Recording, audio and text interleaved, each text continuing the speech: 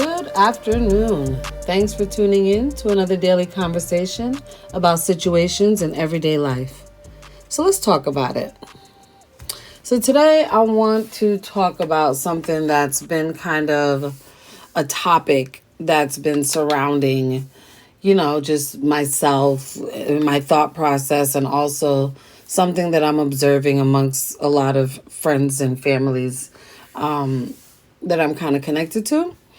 And I noticed that a lot of us are suffering from trauma that is inflicted by ourselves. We do have trauma that other people inflict, but trauma that we inflict upon ourselves is never seen as something that we're inflicting on ourselves because the root of it is we're putting the blame on someone else.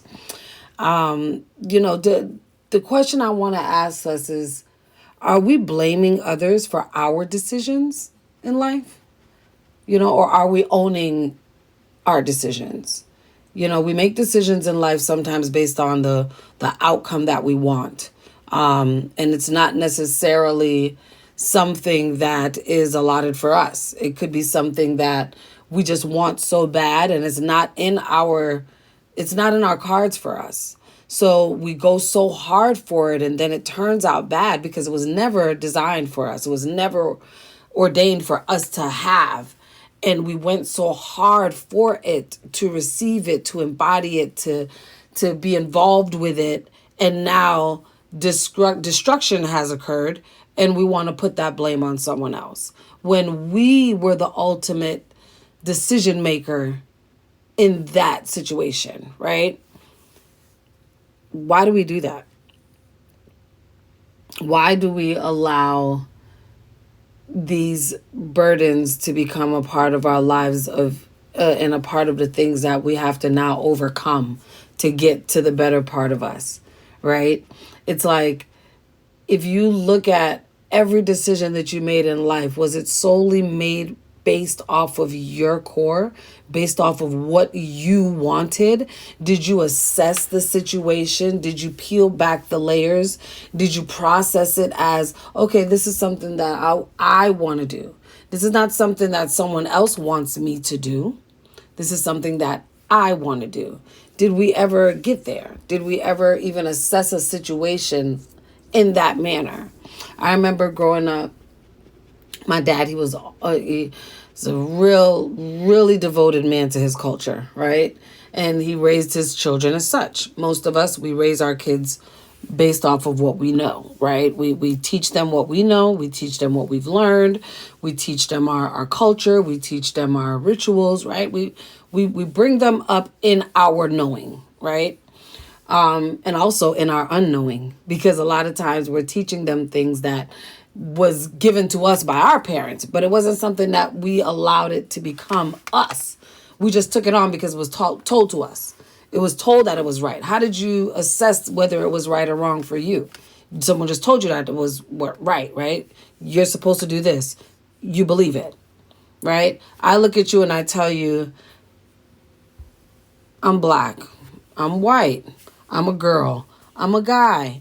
You hear that, you don't believe it until you can believe, okay, I hear your voice, you do sound like a girl, you do, or you may even sound like you black, you may even sound like you. People make assumptions by sound, but when you see with your eyes, that's when it's not a belief, it's a fact. I'm looking at you and you're black. I'm looking at you and you're white. I'm looking at you and you're a girl. I'm looking at you and you're a boy, right?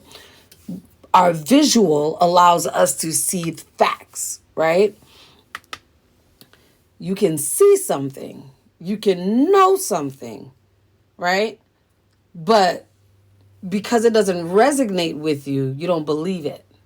And that doesn't feel right with you, you won't really believe it. But even though you see it and you know what you see is what you see, if it don't resonate with you in a certain kind of way, you ain't gonna feel that, right? It's not gonna connect with you. But a lot of times, a lot of things that we're doing, we're just going off of our visual, what we're seeing. We're not connecting to it. We're like I said, we're not peeling back those layers. We're not embodying it to see if it's us or if it's not. Like, you go into a relationship or you go into a job with this pre-notion of a perception that you've created in your mind, and it's not even the reality, right? And then when it fails that perception that you've created in your mind, now that's the problem. The job is the problem. The man is the problem. The woman is the problem. No, the problem is really you and the perception that you created that you now believe.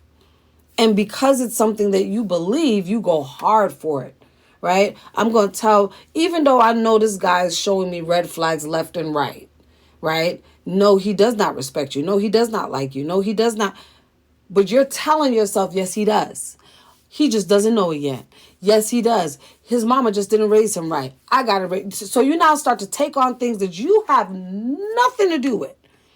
It's not your job to fix anyone. It's your job to support them through their fixing, through their healing, through their growing. But you can't fix it. No one can fix me, and I can't fix anyone, but I can coach people through their fixing. I can walk with people through their fixing. People can walk with me through my fixing. People can coach me through my fixing, but they can't do the fixing for me. I have to do it. And the sooner we realize that we are in control of our lives and in our destiny and in we're control of everything, our thoughts, everything. Like, it's so funny. I was talking on this morning on my devotion call with some sisters of mine, and the question that was brought up was, what does your prayer look like? Like, how does prayer show up in your life? And it's so funny because when I analyze, as a youngin, I was required to pray, regardless if we liked it or not, because you're gonna get up for prayer, right? And it was something that was like fun to us back then. It was more like, hey, I'm gonna learn the Our Father who art in heaven, hallowed be thy name. I memorized it. You didn't memorize it. So we was kids, and that's kind of what it was. But as life grew, and you start to go through some tribulations, and you calling on that the Lord is my shepherd, and you call, and you start to adapt the prayer because it's now there's a reason for it now. You're feeling that you need to, right? But I've also grown further than that to where it's like it's a conversation. Like I said, that me and God, we homies. And when I looked at that, it's like, how is me and something that's not even real a homie, right? Because I trust in the feeling. I trust in the support that I feel. And when you really assess it, if it's not a physical thing, isn't it something that's unseen? Isn't it something that lives within you? It's your thoughts. You're going through this conversation that you're having. It's not with a physical person. It's with the spirit and the God in you. So you're conversating and you're assessing these thought patterns that you're going through. You're deciding whether it's good or bad. Like I remember my dad has had a song where he goes, God is in a man, the devil is too. Now you understand what you're gonna do. And it's like when you really understand that both those thoughts are in you. It's not a physical thing like how they have, the devil is the red pitchfork and God is the angel in white. It's like them is your thoughts. Them is the things that you are battling through every day, and you gotta unveil it. You gotta unpack it. And if you desire to go on to the feeling that may seem negative, that's your decision. That's nobody else. If you desire to go with a decision that seems more of a good decision, that's you. That's nobody else. So why is it okay to assess it that way? But when some stuff happens in your life that you told yourself it was going to be different and it did not turn out different, you want to put that blame on someone else. You can't. You got to own that. You saw the red flags, but you said, this is what I want. It's just like a chick, like for me in my previous relationship. It's like, oh my God, I was in a domestic violence type of situation. I put myself in that. I saw the red flags. And it took me long to escape it because I was in a point in my life where I was kind of afraid, thinking something may physically happen to me, which I didn't want to. So I was very diplomatic on how I removed myself out of that situation. But prior to it happening, I was not looking at the fact that I'm just jumping into this. There's not even a relationship. It was a lustful situation that turned into something. And then it turned into something else, and then it turned into something else. And then here we are, pregnant in a situation that you know is not for you. You're going to blame that on the person? Yeah, he did some things to me, but I had the choice to engage in it or not. And I engaged in it because I was at a rebellious place at that time. So I wasn't even looking at the red flags. At the time, I didn't know that. But now when I look back and I do some shadow work and assess it, I realize that I wasn't even looking at the red flags. I couldn't even see the red flags because the rebellious stage that I was in, all I wanted was that energy that felt like I was doing some stuff that was against everybody that I was mad at. So I'm just going to do it. And I'm doing it. And I'm doing it. And I'm doing it. And here I am. Now you stuck. You gonna blame it on this person. Oh, you made me do that. You made me do that. You made me do that. Oh, you put your hands on me, or you did it. No, you can't do that.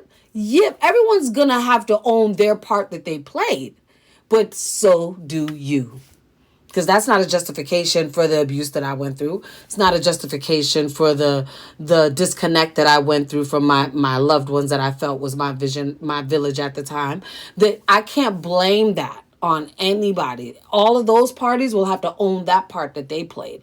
But I got to own the part that I played where I jumped into a decision that I was not ready for. I did not assess. I didn't look through it. I did not peel back the layers.